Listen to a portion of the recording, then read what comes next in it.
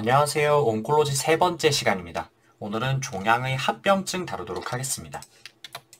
우선 paraneoplastic syndrome이란 뭔지 보고 humoral hypercalcemia of malignancy 그리고 종양 관련 SIADH, neoplastic meningitis 이렇게 세 가지 세부 주제를 다루도록 하겠습니다.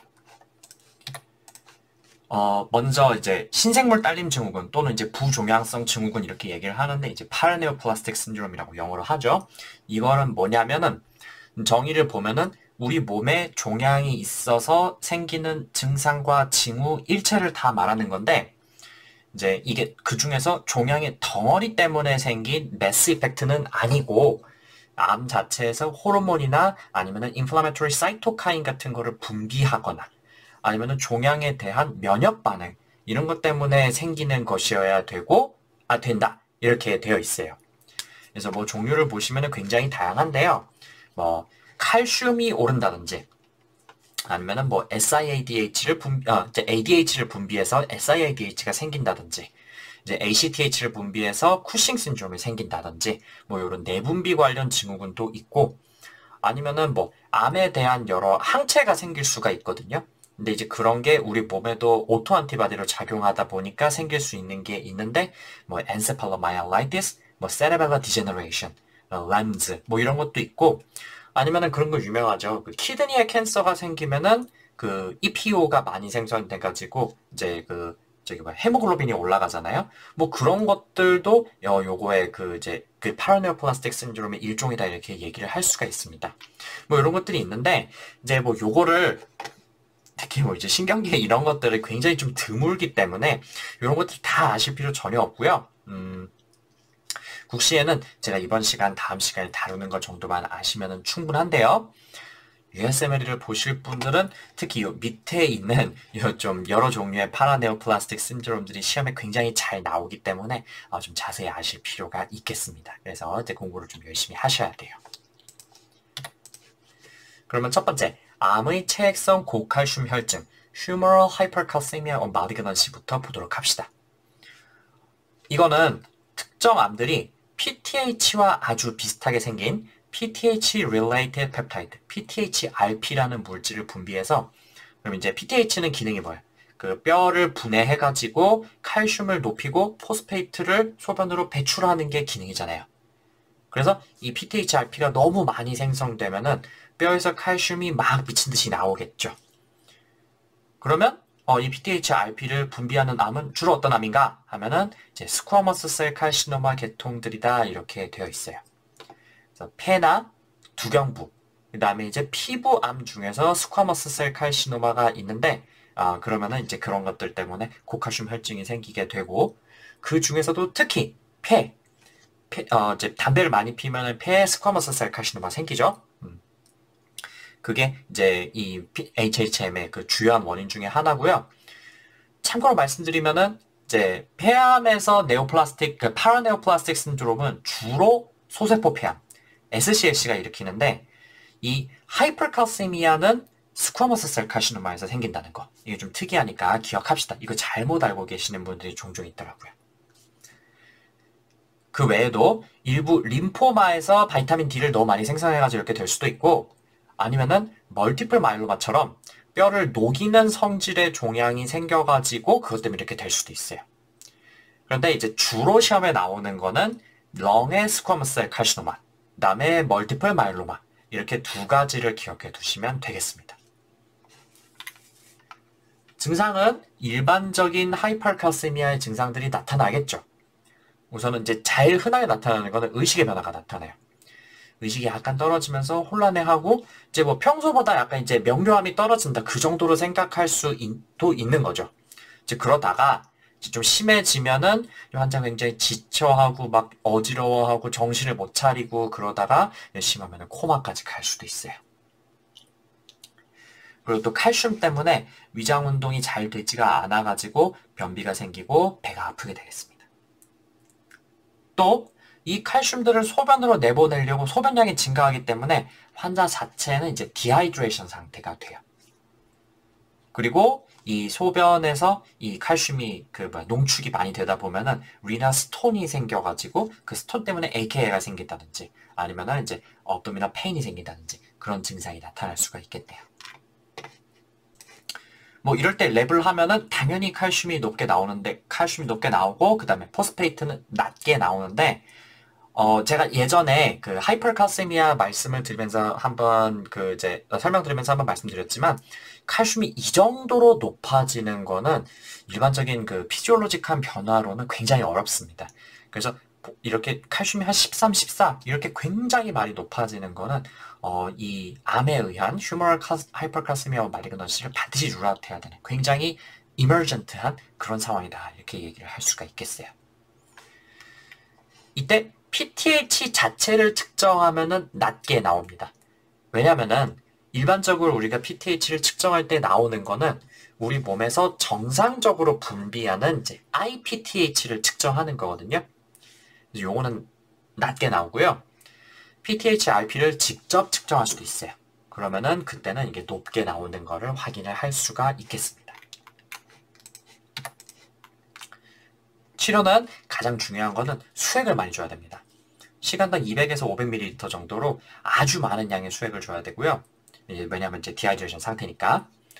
이제 칼슘을 빨리 몸에서 빼줘야 되니까 레이섹스 같은 거를 같이 사용해줘도 된다고 하는데 이제 하이퍼칼세미아 환자는 기본적으로는 디하이드레이션 상태다. 그래서 우선 수액을 충분하게 공급을 하고 나서 이거를 사용하는 거는 가능하겠어요. 그리고 이제 포스퍼러스는 부족한 상태이기 때문에 포스페이트를 적절히 공급해서 일렉트롤라이트를 교정해 주는 것도 괜찮은 방법이에요. 그런데 만약 이런 방법으로 제대로 돌아오지 않는다, 아니면은 의식이 떨어질 정도로 위중한 상태다, 그러면은 투석을 바로 시작을 해야겠네요. 그래서 이게 좀 어려워요. 수액만 해도 괜찮으냐, 아니면은 투석을 같이 해야 되느냐. 여러분 딱 보시기에 환자 상태가 굉장히 안 좋아 보인다. 그러면은 자신있게 투석을 찍으시는 게 좋겠습니다. 만약에 이제 그래서 시험에서 응급한 치료를 묻는다. 이제 환자가 그럭저럭 괜찮아 보이면은 수액을 주고, 그다음에 너무 안 좋아 보이면은 투석. 보통 이거 둘 중에 하나가 답이에요. 그리고 하이퍼칼세미아가 더 심해지는 거를 막기 위해서 이제 뼈를 녹이는 거, 그 자체를 이제 막아줘야 되는데, 비스포스포네이트나 아니면은 칼시토닌처럼 오스테오클라스트의 기능을 억제할 수 있는 약제를 사용해 주는 것도 방법이겠네요. 또는 이제 림포마나 멀티플 마일로마, 루키미아 같은 이제 헤마톨로직 말리그넌시와 관련됐을 때는 이제 글루코코르티코이드를 사용하는 게 좋다 이렇게 돼 있는데 아무래도 이런 세포들의 기능을 좀 떨어뜨릴 수 있으니까 그러지 않을까라고 생각이 되는데 글쎄 원리 자체는 잘 조금 모호하네요. 어쨌든 그래서 이런 것들 이제 급하게 치료를 하고 나서 장기적으로 치료를 할 때는 비스포스포네이트나 아니면 칼시토닌을 쓸 수 있다. 기억하시면 좋겠고요. 참고로 암 환자가 갑자기 의식이 떨어졌을 때 의식이 좀 상태가 좀 안 좋아지고 이제 평소보다 갑자기 좀 드라우지해 보이고 멘탈이 떨어진 것 같다. 그러면은 고려해야 될 3가지 질환이 있는데 요거 3가지 좀 기억해 둡시다. 첫 번째, 네오플라스틱 메닌자이티스. 종양 때문에 뇌수막염이 생기는 경우 하고요. 두 번째, 이제 조금 뒤에 다룰 종양에 의한 SIADH가 있고, 세 번째로 하이퍼칼세미아, 방금 한 거, 이게 있습니다. 요거 다 오늘 이제 조금씩 다룰 건데, 기억해 두시면 유용할 겁니다. 암 환자에서 의식이 떨어지면은 하이퍼칼세미아, SIADH, 그 다음에 네오플라스틱 메닌자이티스 3가지를 고려해야 한다. 다음 주제는 종양 관련 SIADH를 보도록 합시다. 우리 SIADH는 내분비하면서 한번 다뤘죠. 그때 제가 SIADH의 원인이 굉장히 다양하다 이렇게 말씀을 드렸는데 종양도 SIADH의 중요한 원인 중 하나입니다. 그래서 이 스몰셀 렁 캔서처럼 ADH를 그 자체로 만들어가지고 분비하는 종양도 있고요.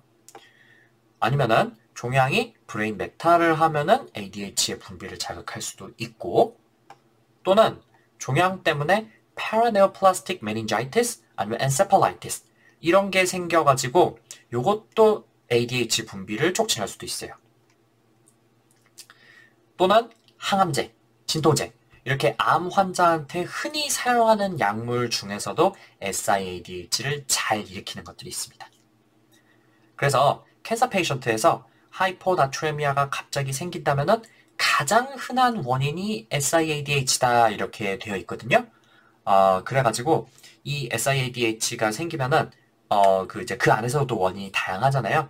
그래서 감별을 좀 주의해서 할 필요가 있다 이렇게 되어 있습니다.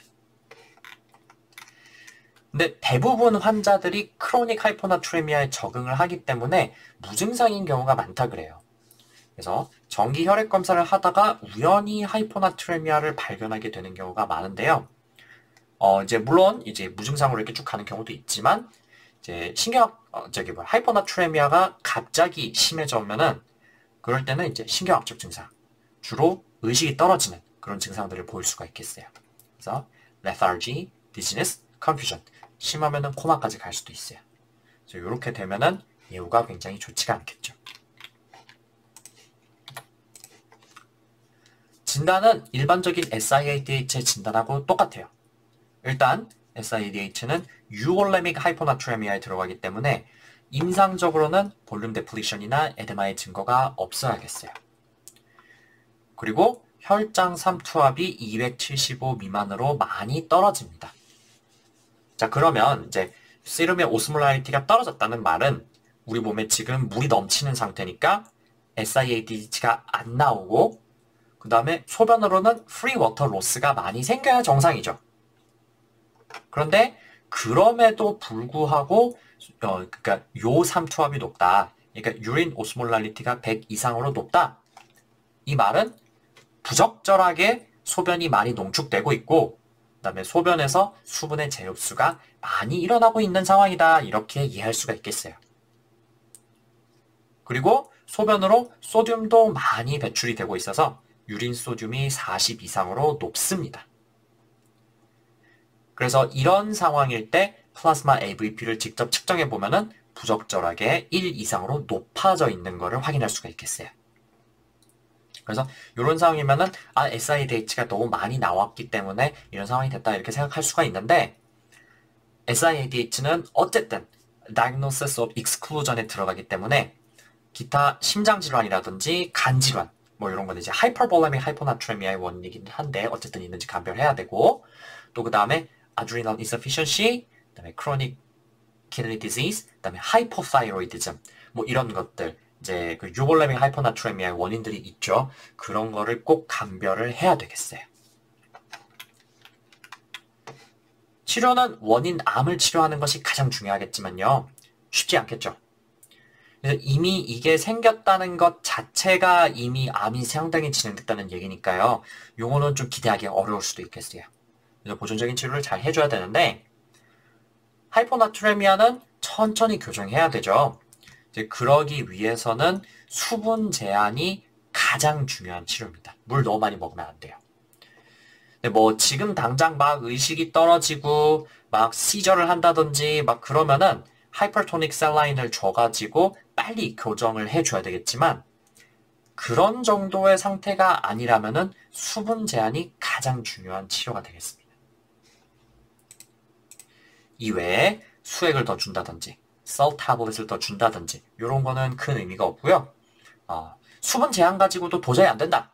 그러면은 디메클로사이클린이라는 약을 써가지고 네프로제닉 DI, 다이아베티스 인시피두스를 유발해서 이제 프리워터 로스를 좀 해준다든지 아니면은 코니밥탄, 톨밥탄 이런 약을 써가지고 이제 ADH의 기능을 억제해 보는 방법을 쓸 수가 있겠어요.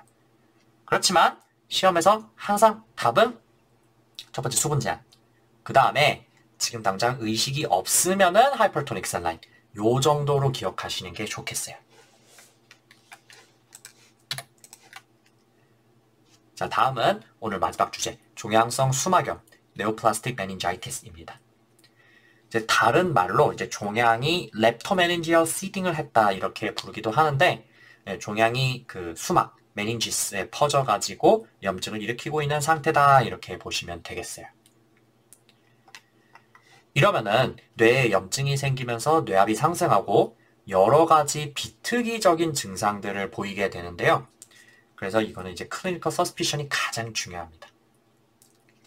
정확하게 로컬라이제이션을 하기 어려운 여러 가지 신경학적 증상이 섞여서 나오고 동시에 의식이 좀 떨어진다. 그러면은 그럴 때 네오플라스틱 메닌자이티스가 원인이 될 수 있다는 거를 기억하고 있는 게 제일 중요하겠어요.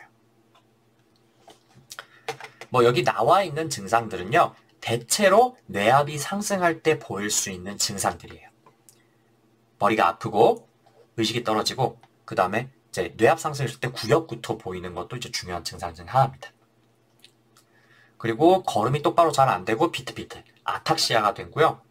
그 다음에 이제 그 운동이 이제 하려면은 뭐라고 해야 되지? 근육들이 쫙 코디네이션을 잘 해가지고 촥 하는 그런 게 있어야 되는데 그게 안 되고 지멋대로 막 움직이고 그러니까 운동 통합이 잘 안 됐다는 거죠.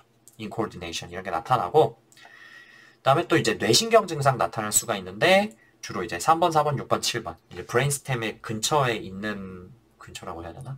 이런 것들이 이제 뇌압이 상승했을 때 눌리기가 되게 쉬운 애들이거든요. 뭐 이런 것들의 이상이 잘 나타난다 이렇게 되어 있어요.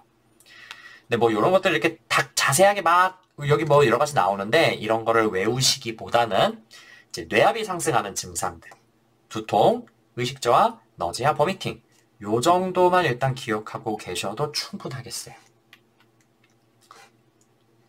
진단은 우선 MRI를 찍습니다. 보통 이게 생기면요. 이미 CNS 전부에 다 퍼졌다고 보는 게 맞기 때문에 브레인이랑 스파이널 코드 전체를 MRI로 일단 쫙 다 긁어요. 그러면 이제 그 중에서 염증이 생긴 부분에 고신호 강도를 보이는데 이제 뭐 메닌지스를 따라가지고 쭉 그 하얗게 고신호가 나오고 뭐 그다음에 크레니얼 널브 주변이라든지 아니면은 뭐 브레인의 서커스 이런 것들에도 하얗게 고신호 강도가 나올 수가 있겠습니다. 그럼 이제 CSF 스터디를 하는데요. 뇌압이 증가했으니까 당연히 이제 CSF 스터디 했을 때 오프닝 프레셔가 상승하겠죠. 그 다음에 이제 염증 때문이든 아니면은 그 암세포가 나오든 하여간 셀 카운트도 증가할 거예요. 그리고 이제 암세포들이 막 거기 돌아다니니까 프로틴은 증가할 거고 얘네들이 글루코스를 다 써버리겠죠? 그래서 글루코스는 떨어질 겁니다. 그래서 요런 게 이제 좀 뭐라고 해야 될까? 다른 메닌자이티스는 좀 구별하기 어려울 수가 있는데 막 셀 카운트가 막 몇만, 몇천 막 이렇게 올라가지는 않고 보통 몇백 정도 많이 그렇게 올라가지는 않는 수준이다. 그리고 열이 막 그렇게 심하게 나고 막 그러는 게 아니거든요. 그래서 메닌자이티스랑 박테리얼 또는 바이럴 메닌자이티스랑 구별을 할 수가 있고 이럴 때 이제 이제 히스토리 같은 걸 보고 네오플라스틱 메닌자이티스를 의심할 수가 있을 겁니다. 이러면 이제 사이톨로지로 말리그넌트 셀이 진짜 있는지 찾아보는데요. 이게 가장 좋은 이제 정확한 방법이다. 골드 스탠다드 이렇게 되어 있기는 해요. 근데 한 번 해가지고는 잘 안 나온대요. 그래서 나올 때까지 여러 번 반복하게 되는 경우가 많다고 합니다. 이 네오플라스틱 메닌자이티스 예후가 굉장히 좋지 않지만 어쨌든 생명 연장을 위해서 팔리에이티브 트리트먼트를 시행합니다. 이제 첫 번째, CNS의 방사선 치료를 하는데 사실 암세포를 다 제거하려면은 방사선을 그냥 쫙 쏴주면 되는데 그럼 부작용이 너무 심하거든요. 그래서 개 중에 브레인 메타가 특히 심하다든지 이제 종양세포가 좀 많이 모여 있는 곳 같다든지 이제 그런 곳에 일부만 이렇게 그 포커스 해가지고 쏴주고요. 치료의 메인스테이는 이제 키모입니다. 그래서 척수강 내에 그 이제 인트라티컬 키모테라피를 해주고 동시에 이제 시스테믹 키모를 같이 해주면은 기대 영음명을 상당히 늘릴 수 있다 이렇게 되어 있습니다. 뭐 이렇게 종양이 직접 뇌에 퍼져가지고 메닌자이티스가 생길 수도 있는데요. 제가 조금 전에 말씀드렸던 것처럼 어떤 종양들은 우리 몸에 면역 반응이 생겨가지고 이제 그 종양에 대한 안티바디를 만들게 되는데 그게 CNS 같은 곳에 오토이문 안티바디로 작용해가지고 염증을 일으키는 경우도 있어요. 그래서 그런 거를 우리가 오토이문 엔세팔라이티스라고 합니다. 그래서 제가 아까 조금 전에 보여드린 표를 보면은 거기 뭐 안티휴, 안티요 뭐 이런 것들이 있거든요. 이제 그런 것들이 CNS를 가면은 염증을 일으킨다 이렇게 보시면 되겠어요. 그렇지만 이제 그거는 굉장히 드물고 시험에는 거의 나오지 않기 때문에 그런 게 있을 수 있다 정도만 알고 계시면 될 것 같습니다. 자, 그러면은 이번 시간 이 정도로 마치도록 하겠습니다. 종양은 각각의 내용들이 막 그렇게 어렵진 않은데 문제들이 상당히 많이 나오는 편이에요. 그래서 꼼꼼히 공부하시고 실수하지 않도록 하시는 게 중요합니다. 그러면 문제 풀어보시고 다음 시간에는 종양 마무리 짓도록 하겠습니다. 감사합니다.